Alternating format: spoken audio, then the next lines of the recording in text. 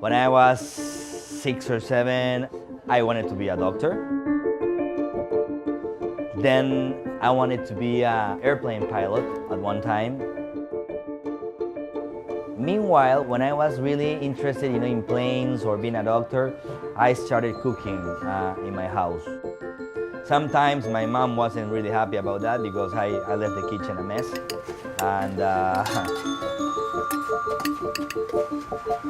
I would say that the first person that influenced my life and pushed me to become a cook was actually my dad.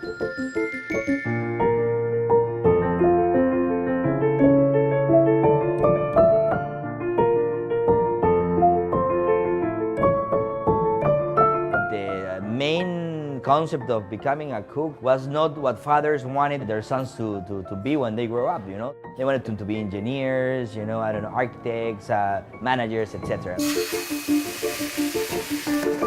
In this case, my father was able to help me, and he said, actually, hey, if you want to be a chef, I support you, and why don't you start looking for a place to study.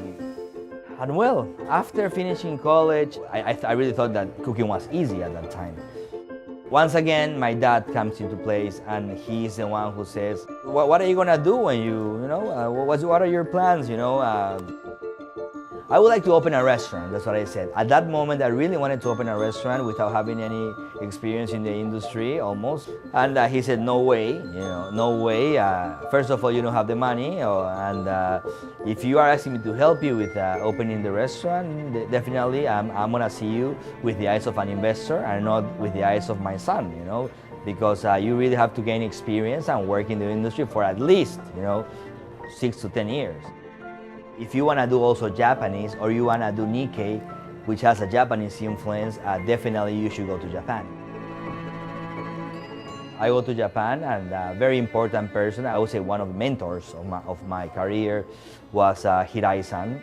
He taught me not only how to cook or how to make sushi, but he taught me something more important, which is the way to manage your life, the way to manage your staff, and the way to understand cuisine.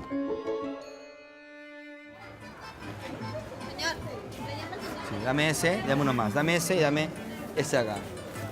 Dame esos dos, ya. Sí. Está 7 le dice, me equivoqué. Ya, 14, ¿no? Sí.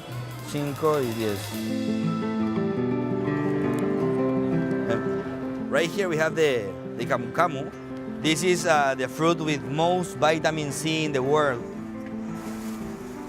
The Peruvian lime, it's very tender, it's very juicy, and this is what makes ceviche our flagship dish. You have a nice spoon of ceviche juice made with this lime. It's mind-blowing, actually. This is what we call the tiger's milk, leche de tigre. If you're hungover, have a nice, spoon of leche de tigre, and it gives you strength. If you look up, you don't know if you're in Asia, and you look down and you're in Peru, that is something that tells you, talking about Nikkei, that Japanese culture, it's very, very close to Peruvian culture. You can see it in the everyday life here. We opened the restaurant in 2009. At the beginning, it was a more Japanese than Peruvian concept. Right now, we are totally Nikkei, actually.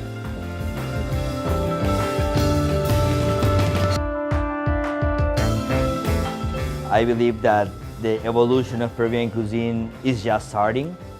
I travel around the country, I always find new products. I always find new recipes. So I realize that I don't know anything yet, There's so much to know and to learn that makes me very happy.